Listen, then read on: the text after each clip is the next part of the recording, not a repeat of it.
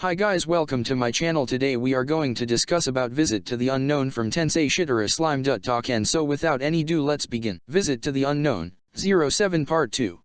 Huh? Well, oh ho ho ho ho ho.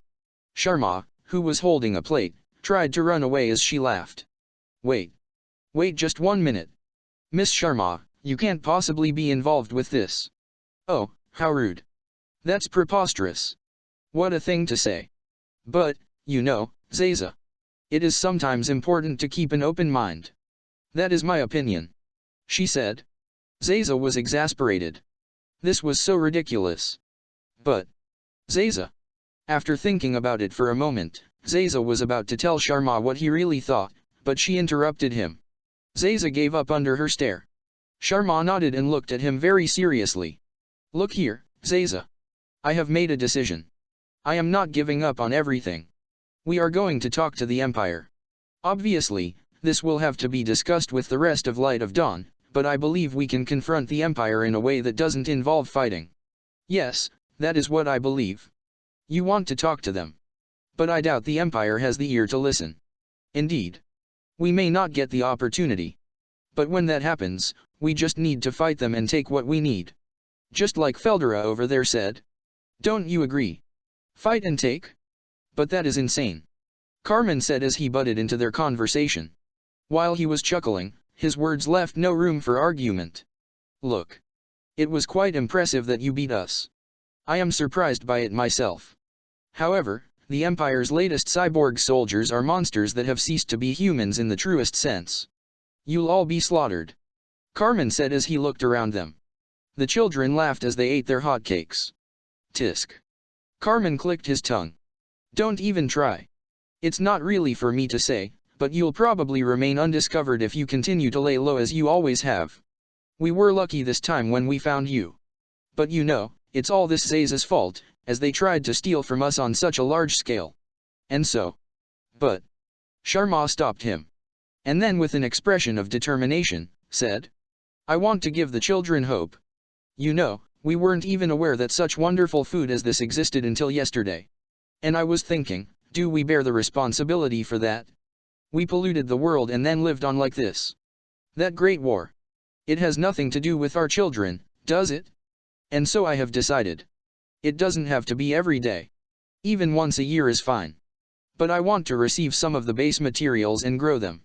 And then we can all celebrate. Is that so bad? Carmen was at a loss for words as she stared at him. He could not argue with her. No matter how much he hated the resistance up until now, it was really just anger that had lasted this long through not knowing them. Now, with the children in front of him, his convictions had weakened. She's right. These kids aren't responsible for that. It was a problem that Carmen had been avoiding in his own mind. Up until now, Carmen had only faced warriors who had been trained for battle. He believed they were in the wrong, and that allowed him to be as cruel as he wanted. Even when First Lieutenant Hiragi used the nuclear missile, he didn't feel an ounce of remorse. The resistance was their enemy. Carmen's imagination did not lead him to think of them as individuals. But now that he knew, something different was in his heart. A struggle. Even without the cigar, the emotion-suppressant anger did not well up in him. He was that confused. Tisk dammit. It was a question without an answer, and he cursed inwardly. If we could survive without the city, we would do so gladly. Unfortunately, I have had these hotcakes analyzed, and they are primarily made from flour. And there are also such valuable ingredients such as chicken eggs and cow milk mixed in it. We have no way of acquiring such things. If it were only the flour, perhaps we could read the genetic information and recreate it within the shelters, but it does not work that way with livestock. We cannot solve this problem on our own. Rindo said. Sharma had ordered him to find out if they couldn't recreate the food themselves. Sadly, the answer was that it was impossible. Indeed. They do have the genetic information of animals from the last century, and there are even animals that are raised for food in the city. But still, it is only just enough so that the citizens of the city don't starve. Even if you want it, we can't just say, here, take it. And that is why we want to negotiate first. Perhaps we could be useful to each other. We wish to make a non-aggression pact and build a cooperative relationship. But if you refuse to accept us no matter what, we will have to fight for our survival. If there is even a little hope for us in this world, then we will gladly give our lives for the coming war. But in the end, Rindo added that the resistance was still not unified in their decision. However, they could predict the outcome of the talks before they happened. All their branches were barely holding on. They all knew that they needed the help of the cities. Their machines would not last much longer. Up until now, they had searched for other ruins with power-supplying machines and used them. But this was not really a solution to the problem. There was always a desperate attempt to find a replacement as the old machines slowly died. If the machines were to stop working before they found a spare, then they would lose the ability to provide the bare minimum amount of food they needed to survive. This unease and fear was something the adults of the resistance had to live with constantly. If they could receive the cooperation of the city, then they would likely be able to repair their machines. Even if it was nearly impossible, wasn't it worth a try instead of waiting here to die? Such opinions were growing strong within the resistance. If they were able to negotiate with the city, regardless of the outcome, it would at least put an end to these debates.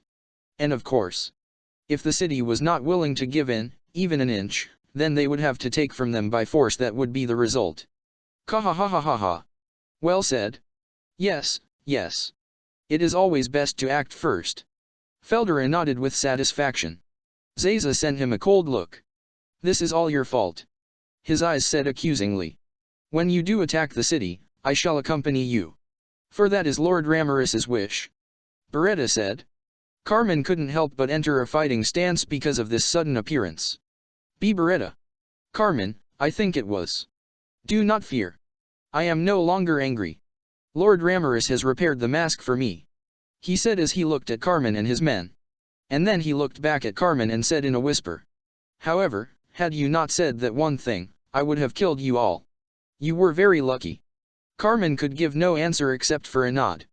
Yes, Carmen had been lucky. Beretta had regained his cool when Carmen had praised the face that Rimuru had made. He felt as if it had been Rimuru who was praised, and not himself. And he was happy. Without that word, Beretta would have gone wild and put an end to Carmen and his men. Beretta told Carmen this and then turned towards Feldera and Ramiris. As you commanded, I have repaired everything except for the hole in the ceiling. Oh, yes. Thank you. By the way, Master. Why didn't you have the hole sealed? Ah, that is because we will have visitors soon. Visitors? Ramiris and Beretta looked at him with confusion. And then Sharma and the others did the same. Carmen alone looked at him with an expression of surprise and with suspicion in his heart. There is an airship in the sky, isn't there? It's been spying on us all of this time. But it's finally starting to move. It would be most annoying if they used nuclear attack magic again, and so I decided to leave the door open for them. An airship? Do you mean like a reconnaissance aircraft? You say someone is spying on us. Zaza. It was up there even while you were fighting with those dogs. What? Zaza was horrified. Feldera saw this and laughed happily. It looked like people were going to finally start seeing him differently. But, what do you mean by magic? Sharma ignored Zaza and asked. It was magic that tore through the ceiling, wasn't it? They changed nuclear flame into penetrative energy, which is quite impressive. It was very powerful. Does that not mean there are very strong sorcerers in this world? Feldera's words threw them into further confusion. Among them, Ramiris and Beretta alone were calm. I see. So it was my fault that Carmen and his men found this place. But if you knew about it, why didn't you say so sooner? Why? Because this is all according to my plan. We now have hostages for our negotiation. Everything is just great. Really? I knew it, Master. Are you stupid? The Empire does not care about hostages. Yes, I can assure you of that. We don't have any value as hostages. Indeed. Zaza shouted at the smug Feldera. It was well known that the Empire did not care about hostages. And so it was not just Zaza, but Carmen and his men were also shocked at Feldera's ignorance. They all fell silent. What are you going to do, Master? Didn't I tell you? This plan was never going to work. Ramiris changed her tune immediately and betrayed him. Feldera was taken aback. No, but I thought it was a great idea. He tried desperately to make an excuse. Zaza just sighed. This had happened just as Zaza was starting to gain a sense of respect for him, because of his highly capable sensors. But all of that went out the window now. Zaza thought. Someone who could run Carmen's unit and was good at gathering information. This person had used nuclear weapons on them without hesitation during their fight. The person that was feared as the master of the Mad Dog's First Lieutenant Hiragi. It was rumored that he and Carmen were close, so it must be him. Is it First Lieutenant Hiragi? Carmen remained silent. While he was currently feeling conflicted about his way of life, he still felt no obligation to answer. Is he dangerous, Zaisa? Very. However, First Lieutenant Hiragi likes to annihilate his prey with murder dogs, so as long as Beretta is here. Just as Zaisa was answering Sharma's question, a dramatic change took place. What? No way. I cannot believe it.